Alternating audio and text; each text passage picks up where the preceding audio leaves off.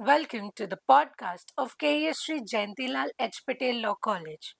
Today, we honored to have with us Senior Advocate Dipan Merchant Sir, a leading expert in arbitration, commercial laws, and high stake litigation, with more than 45 years of experience at the bar and 20 years of experience as a designated senior counsel. Sir is an A panel senior counsel for the state government of Maharashtra, special senior counsel for HAM matters for government of Maharashtra, appeared as a senior counsel for commission of inquiry in the matter of Others Housing Society.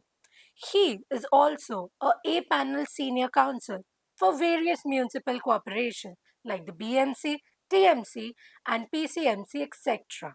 He has acted as a senior counsel for SEBI in high stake matters. He was also an arbitrator for Bombay Stock Exchange. And he has also appeared for various public sector undertakings like the ONGC, PSBs, etc. Since Sir has specialized his art of cross examination, he prefers to conduct heavy arbitration matters before various arbitrators. It is a privilege for us to welcome you, sir, to this podcast. We look forward to an insightful and enriching conversation. Thank you, Balpreet, and thank you to your college, KES Law College, for inviting me for this podcast. And thank you for the introduction which you gave for me.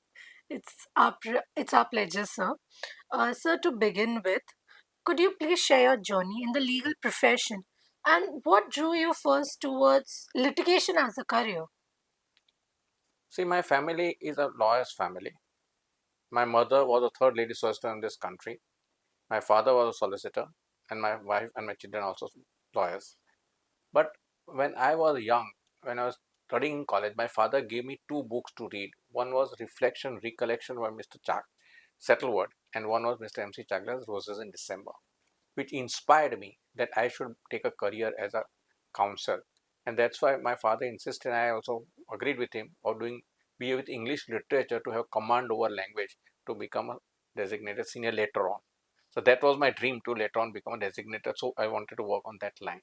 So as a counsel, I was always inspired by seeing various counsel appear in court. And particularly when I joined the profession, at that time dual system was not abolished. So I saw the difference between a solicitor, counsel, and I realized a counsel I should become a counsel. That's really interesting and fascinating about how a counsel is different from an solicitor, and it really gives a realistic The picture. difference people ask me about this senior counsel, and solicitor advocate. Advocate on record or a solicitor is just like you're going to your general practitioner, your family doctors. If you want surgery, you want opinion, you go to consultants. Counsel are consultants, senior counsel are consultants. That really gives us a realistic And view. they do the senior doctors do the operations. Senior counsel does operation in court by arguing the matter. That would help the law students Yeah. to understand as to which field would they love to join, a counsel, solicitor, or anything of their choice. So building on that journey, when you look back at your early years at the bar, were there any moments, perhaps tough or turning point, that truly shaped you as a lawyer and eventually as a senior counsel? The first day in court. As I said, my lawyer's family. I was attending to a particular matter from day one. When I appeared for the first time before division bench only to tender consent terms, I forgot whom I was appearing. I was so nervous. And slowly and steadily, the judges inspired me how you must argue, what to be done, and slowly I picked up. So this happens. As a junior, you are always worried because you see people appearing in court around you and you're worried to answer. That it slowly and steadily goes away. I must give all this credit to my father, mother, who, in fact, my father used to wake me up at 2 o'clock at night and tell me, give me prayers of receiver, suit specific performance prayers. I used to recite and tell him. That's how I learned my basic law. I must also be thankful to my senior, Mr. Rohit Kapade, who is himself designated senior counsel. He inspired me how to run in the profession, how to cross-examine, how to do various matters, and learn from other seniors also, who were my seniors in the matters during cross-examination various trials. That story on reliance and growth is really something that we all look forward to, as to how to not get nervous as you share your story. That's a perspective that I truly enjoyed to hear. So, regarding your most famous case, the Adarsh Housing Society case, that is widely regarded as a landmark case in the field. And so, from your perspective, what made it so significant? See, the question was at that particular time, three issues were there in this matter. One is the chief minister of the state had to resign. Two, the issue was whether the land in issue belonged to the state government or to the army. And third was that whether the land which was being kept for road widening was reduced and converted into a building. So these were the vital issues in the matter, and therefore it became very important for public at large to know. So, thank you for letting us understand the depth of this case and the importance that it holds in a constitution and the legal framework. So, handling a case of that magnitude, from your perspective, it would have been so difficult. So, it would have come with its own pressures. And so, regarding that, what were some of the major legal and statistical challenges that you faced during that case? The first major change I felt was learning Marathi completely and reading Marathi documents, because I had to read 5 lakh pages, that too all in Marathi. So I bought books, dictionaries, understood what is my now, and I had to cross examine in Marathi. So that made me now learn Marathi, and now I know how to cross examine Marathi and read Marathi also, and which is the field of the day. So that was the main thing. And second thing is it was important matter where to examine sitting chief ministers, home minister of the country, and other people also were politically connected. So it was a challenging task with a pressure, lot of pressure on me also on that term, because it was very heavy matter. So the strategies you mentioned, the dimensions you mentioned, like you had to read a 5 lakh pages and had to learn Marathi. That's really interesting. Like it would have been so difficult to do that as well. The toll was basically on my wife. She was not getting time for me, and I was not getting time for her. All the time I was busy with all this reading only. Indeed, sir, indeed.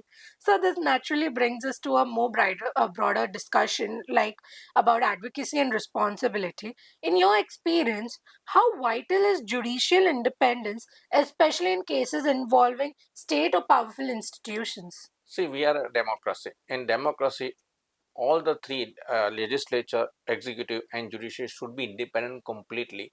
That's how the democracy runs. So for me, independence judiciary is a must. So that's a really powerful reminder of how our legal system should work and what the judiciary is supposed to be. So speaking on that, for the advocates, like how should an advocate strike a balance between professional success and ethical responsibility in complex or sensitive matters as you handled? See, first of all, I tell all the juniors, because they are juniors and young. So I tell them, first principle is work while you work, play while you play. You have got ample time to enjoy. Weekends are there, but work for 5 days a week thoroughly. Concentrate on matter. First, you start preparing dates and events of the matter. Understand the matter what it is. Understand your case from plaintiff side if you are plaintiff, or defender if you are defendant, and then find out the loopholes from the other side, how the matter is to be treated. So that's what all the law students and young advocates should reflect upon, understanding whether you're from plaintiff or from defendants. That's interesting, sir. So now, from a student point of view, that what skills should a law student like us should start develop from day one?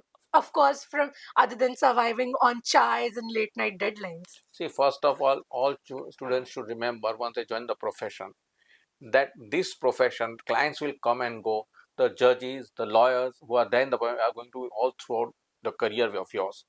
Try to develop a reputation for yourself. They respect you, they trust you, and that is the most important thing for our profession.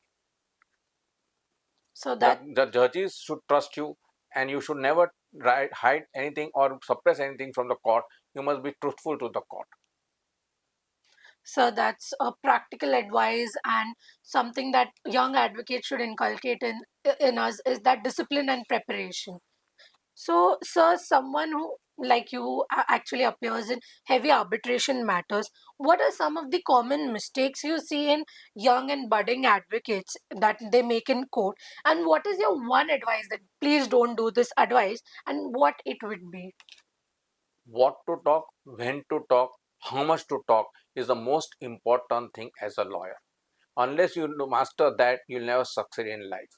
So, in a court, also, you must know how to address the court, what points to be canvassed first, and how to be canvassed that. That is the most important thing. So that's a suggestion that every one of us should take a note of.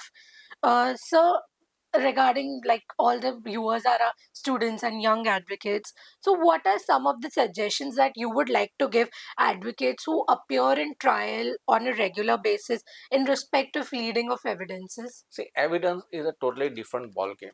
You have to master the facts before you start cross-examining the witness. You must know what is your case, what is other side's case. The question people don't understand is when a question is put in nature of suggestion and when a question is put in I put it to you. There's a difference between the two. I put it to you can be put only when it is your case and you are asking him, this is my case, what have you to say? Then you say, I put it to you. And it should be predate in your case, otherwise you can't put, I put it to you. And second thing, when suggestion is that suppose you are saying that no amount is payable by me to you, and you put would it be correct to say that is incorrect? Because you can't put, would it be amount, where is amount is payable on that? You are putting a suggestion contrary to your own case. So never put a suggestion contrary to your case. So putting a suggestion, putting a case, I put it to you is very important in the matter. I think the listeners just sat a little straight up and understood like how to I put it to you and other dimensions and facts that you explained us so well. So on a lighter note, we would like to know a little about you as a person. That when you're not in court or buried under these files, how do you like to unwind yourself? My best pastime is my family. I take them out for dinners. We enjoy joint dinners or go abroad, India, anywhere it is. Four of us, we enjoy the family with my son-in-law and my grandson. All we enjoy the life. I work Monday to Friday. Vacations I don't work. Vacations from family. And I think juniors also and seniors in the bar also should do that. It's much better that they get family life as well as professional life both together. So it's wonderful to see that even the busiest senior counsel of the town actually has a time for his family and the professional life itself. You have to find out time. That's up to you. Yeah, indeed, so indeed. So, finally, to conclude with, what is your one message that you would leave with the young advocates and our listeners who look up to you as a mentor? Prepare your first 5 years of your profession is the most important part of your life. These 5 years you must concentrate and master your law first of all. See how the courts function, how lawyers argue, seniors argue in court, how they cross-examine. Learn that. Because first 5 years, these peers not going to come to you again. And if you commit a mistake in first 5 years, people say junior, he can commit a mistake. But after 5 years, you make same mistake. You say, for 5 years not learn what is going to do later on. So this first 5 years of your career is most important in your life. And one more advice I'm telling you, and I tell all my juniors, stick to one place. Running around from one office to another is not going to take you any further. Your CV becomes, so you're shown to show your CV that I have opened 10 offices. If as a senior, if I'm told that this is a CV of person who has done in 10 offices, my answer would be throw this in waste paper basket. What is learn in 10 offices? Nothing. It's much better a person sticks around to some office, that is 6 months, 1 year. Then you learn something. In 30 days period, it's not possible to learn. So try and master yourself for 5 years. That's the most important period of life. So, I think the law students and the young advocates listening to it would take a note that internship for a long time would be beneficial to you. So, this session has been truly inspiring, and I am certain the listeners will carry these lessons ahead in their future and will continue to grow on these lessons. It was an absolute honor to host you, sir. Thank you, Balpreet, and thanks to the college people who have organized this podcast for me. Thank you very much. And all the persons over here also. Thank you, sir, for sharing your time and invaluable insights with us. It's truly been inspiring and enlightening for us, and I'm sure it would be same for our listeners. On the behalf of KES Shri Jayantilal Patel Law College, we're grateful for this wonderful conversation. We really appreciate everyone joining us today. This is Balpreet Bhatti from KES Shri Jayantilal Patel Law College signing off.